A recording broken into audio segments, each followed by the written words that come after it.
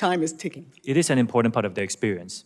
Even if someone wants targeted ads, do you give a user a clear opportunity to prevent TikTok from using tools like pixels to collect their data and track them off of the TikTok platform? We give our users a lot of tools to control their privacy settings on our app. And by the way, if you're below 16, it's private by default. So you cannot even go viral. In August of 2022, response to a letter I wrote to your TikTok asserted several actions to address abortion misinformation. In light of recent attacks on safe and effective medication abortion, I'm remained worried by this misinformation. And following on Ms. DeGette's questioning, how many posts did you actually take down that contained abortion misinformation? Contents and views on both sides of the on abortion is allowed on our platform. It's just freedom of expression. If it's dangerous misinformation, we rely on third-party experts to help us identify and remove them. I can get back to you on specifics. Yes, please get back with us on the specifics. Mr. Chu, in your testimony, you indicated TikTok has taken several steps to implement Project Texas. You've said you've spent, in your testimony, $1.5 billion. You've hired 1,500 full-time employees. Can I ask for some specifics about the implementation? This $1.5 billion, what was it used for? The employees, were they people that you already had that you just transferred? Oh, okay.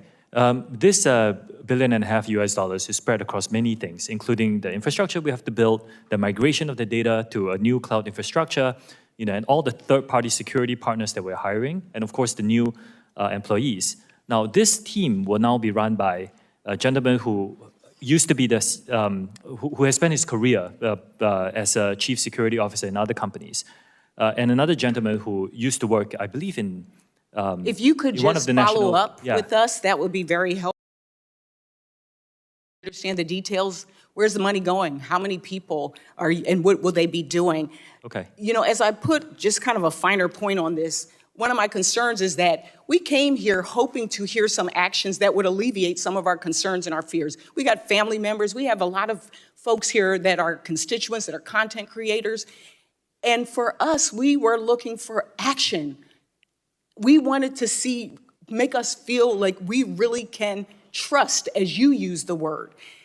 What I leave here with is thinking about the fact that your company is, I learned that you have personalized data advertising for kids as young as 13.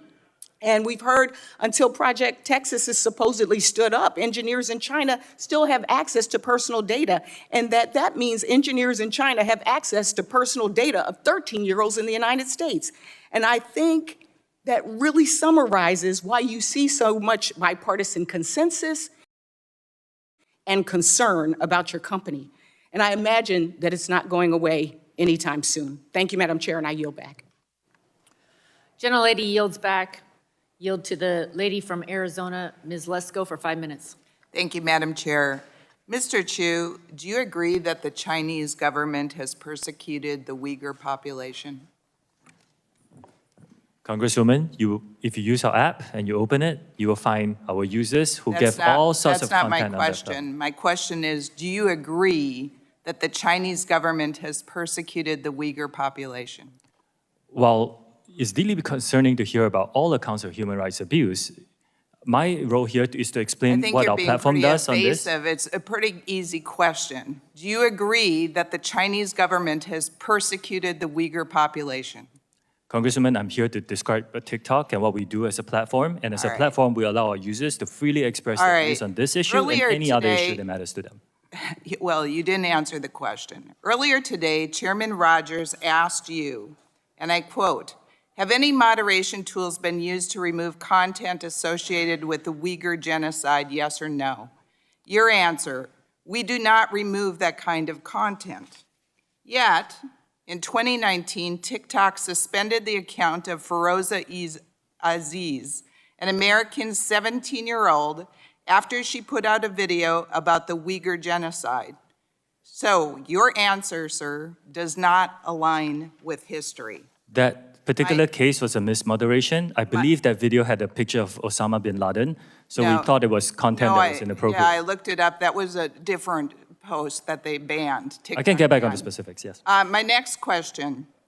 India banned the use of TikTok in their country in 2020. New Zealand has banned the installation of TikTok on devices connected to the country's parliamentary network. Canada banned the installation of TikTok on government devices.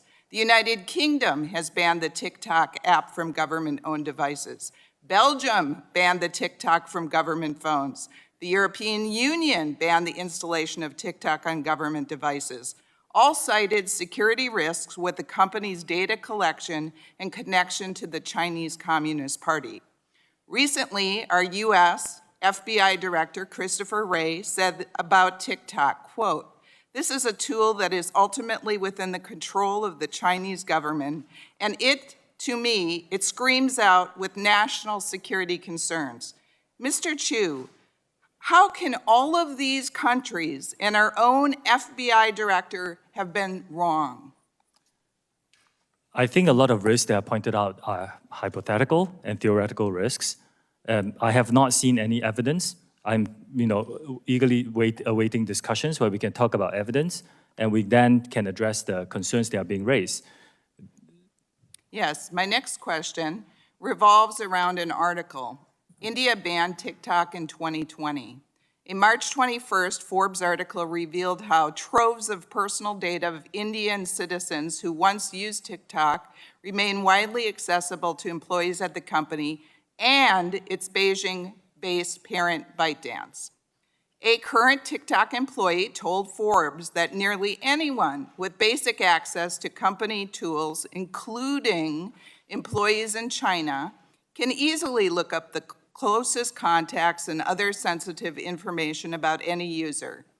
This current TikTok employee also said, quote, "If you want to start a movement, if you want to divide people, if you want to do any of the operation to influence the public on the app, you can just use that information to target those groups." Why would Mr. Chu, why would a current TikTok employee say this if it wasn't true? This is a recent article. I have asked my team to look into it. As far as I know, we have rigorous data access protocols. There's really no such thing where anybody can get access to tools. All right. So I disagree with a lot of the conclusions of that. Madam Chair, I request unanimous consent that the Forbes March 21st, 2023 article be added to the record. Without objection. And I would like to turn over the rest of my time to Mr. Abernoldi. Thank you, Madam Chair.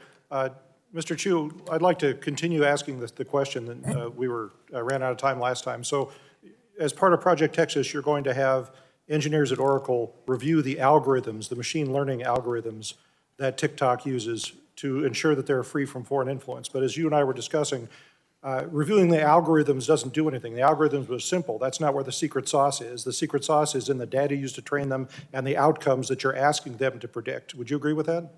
No, I actually believe that with third-party monitoring, you can identify a lot of the motivation of the code. And with enough third-party expert, you can identify a lot of what the code is designed to do. But how would you verify that you couldn't ask the algorithm for a different outcome than the one that the rest of the source code is asking for? The algorithm will be trained with this. Again, it's very technical, but it will be trained based on weights, for example, and those are things that we can verify. What weights are you putting on likes? If you could give us a written response to that, I'd appreciate it because I'm interested. Thank you, Madam Chair. I yield back. Lady yields back, gentleman, lady yields back. Chair recognizes for 5 minutes, gentleman from Florida, Mr. Soto. Thank you, Madam Chair. The genie's really out of the bottle on this now, so to speak. 150 million Americans are now on TikTok. That's almost half of America. They're expressing themselves in art and music, poetry, short film, comedy, among other creative expressions, and many of them are inspiring, talented young people. But we also on the committee recognize there's a darker side to it, right? Violence, adult themes, drug and alcohol, sexualization, suicide, all major issues on TikTok, but also Twitter, Facebook, YouTube, and other social media platforms. So the solution, as I see it, is to regulate TikTok and other social media platforms. And that job, Mr. Chu, as you know, really falls to us. There are real concerns, bipartisan common ground we've already had. We had a federal device ban that was voted on bipartisan in the omnibus, and co-introduced a bill with my dear friend, Representative Kamek, about notices of that federal ban. Madam Chair, I think the first key is privacy.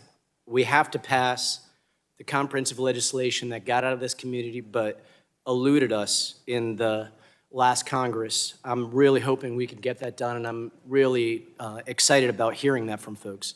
The other thing is that TikTok needs to be an American company with American values and end its ties to the Chinese Communist Party. This is something that'll be critical as we look and go forward. And then three, we all agree we have to protect our kids. The committee should consider banning the use for children under 13 of not just TikTok, but all social media platforms, or at least empower parents. In addition, have rules of the road for teens that are 13 to 17 so that families can do what's right for their families. So for privacy, that's on us. Internet privacy is on us. As far as being an American company, Mr. Chu, as you know, the Committee on Foreign Investment in the United States at the Department of Treasury reviews foreign investment that affects national security.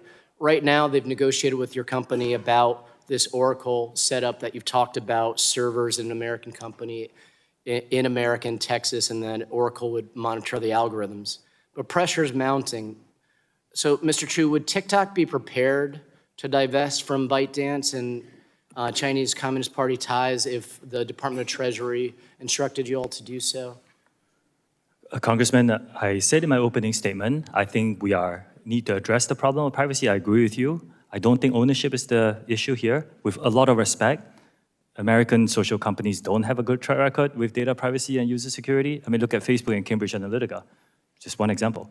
So I do think that it is not about the ownership. It is a lot about making sure we have Project Texas, making sure that we're protecting and firewalling US user data from unwanted foreign access, giving third parties to come in to have a look at this, and making sure that everybody is comfortable. We're giving transparency and third-party monitoring, and that's what we're doing for Project Texas.